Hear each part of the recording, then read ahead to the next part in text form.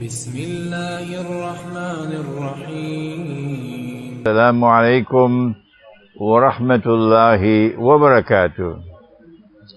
Our subject today is entitled Implications for Islam of the US defeat in Afghanistan.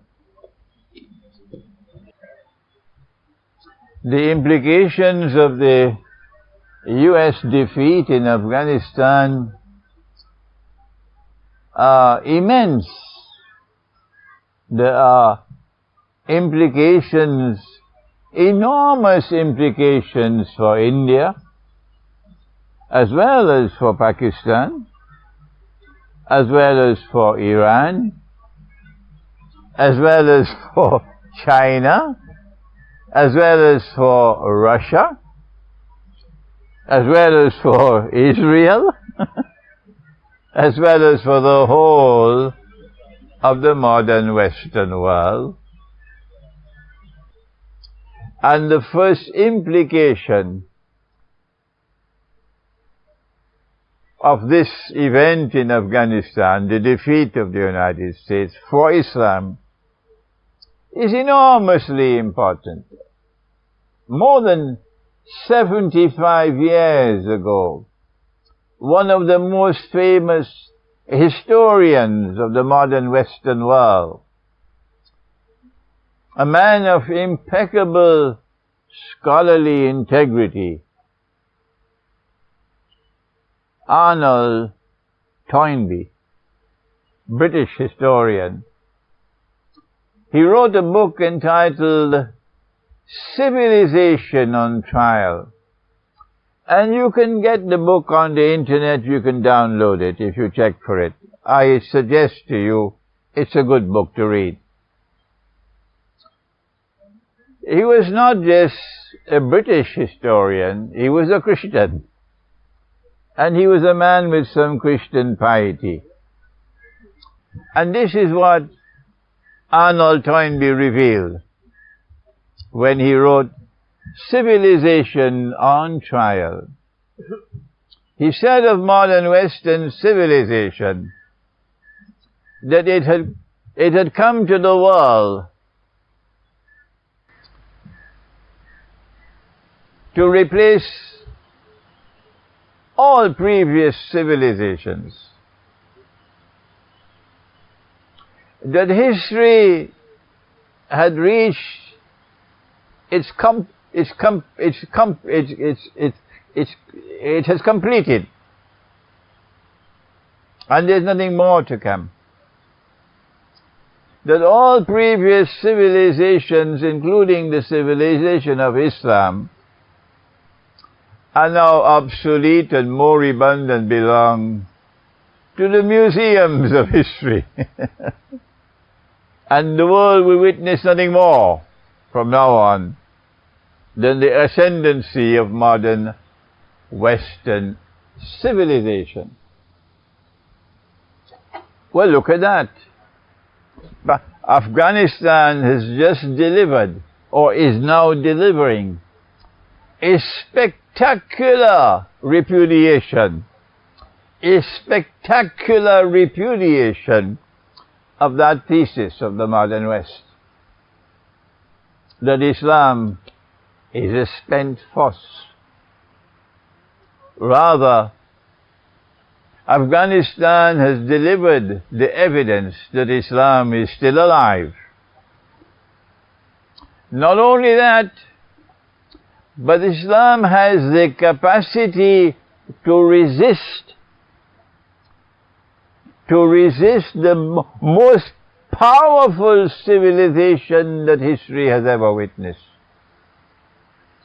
Because it was not just United States in Afghanistan. It was the whole of the West and all their client states. What you call in Pakistan the chamchas of the West. And so the Republic of Turkey was in Afghanistan all these years. If Pakistan needs to be reminded of that, well, I'm here to remind you of that.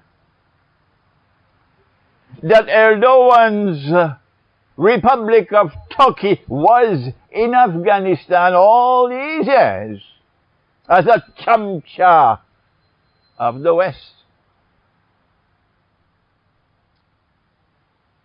And the Afghan Muslim people fought the West for 20 years.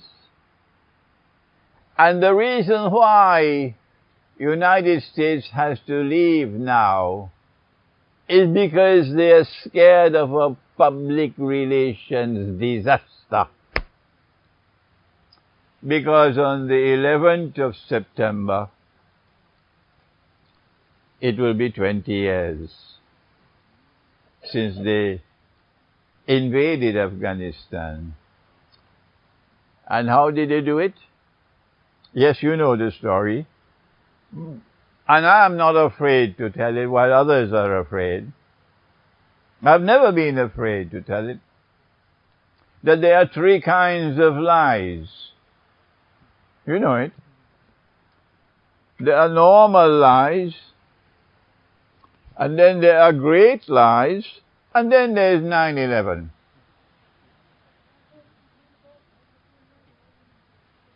So they invaded Afghanistan with a mountain of a lie in order to be able to pursue a political agenda. And 20 years later, they have to withdraw in failure. And so a message is being sent all around the world. And my voice here from Islamabad in Pakistan is just one little voice added to the chorus now. That Islam is still alive.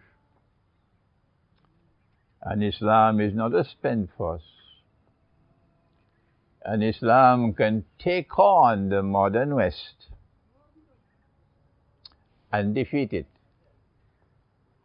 In what sense has the United States been defeated in Afghanistan? In the same sense that they were defeated in Vietnam. Namely, they could not achieve their objectives. That was the defeat. And if Islam can fight the United States and all of the West in Afghanistan, then what is the promise that seems to be apparent now? The promise of what is to come. A message being sent to Venezuela. A message being sent to Bolivia. A message being sent to Chile. A message being sent to Nicaragua.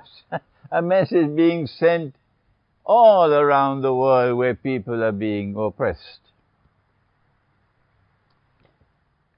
That Islam has the promise that it can come to liberate the oppressed of the world. We also see evidence from events unfolding in Afghanistan that the modern West is in decline. Pax Americana replaced Pax Britannica. And it is Pax Americana which is now in decline. The evidence is astonishing, and it keeps on mounting. But those political analysts, including those in Pakistan, who have to sing for their supper because they want to get their articles published in Western newspapers. So they have to, like Vidya Naipal, They have to write to please the West. They have to cook the food for the taste of the West. They are not able to say what I am saying. That the evidence is mounting that the modern West is in decline. The United States, for the last 200 years, has been intervening militarily with gunboat diplomacy in nearly every single Central American and South American country, willy-nilly, to change governments, invading them, overthrowing governments, for the last 200 years. And now, what has happened? That Venezuela has put a stop to it. The United States has tried everything you could possibly try to overthrow the Venezuelan government. Hugo Chavez slapped them on their faces until they got rid of him. And now Maduro is still holding on. Why can the United States not bring about regime change in its backyard in Venezuela? Why? That for all of these years you have this embarrassing spectacle of the United States circling Venezuela but unable to attack it. What has happened to the lion? Has he lost his teeth? The United States imposed a quarantine on Venezuela that they couldn't get oil because their oil refineries are not working. They didn't have the spare parts. And the Venezuelans were desperately in need of oil. Pakistan, of course, couldn't do it. But Iran did it. Pakistan does not have that profile at all that Iran has. And don't come to me with your criticisms of Shia sectarianism. I'm talking politics now.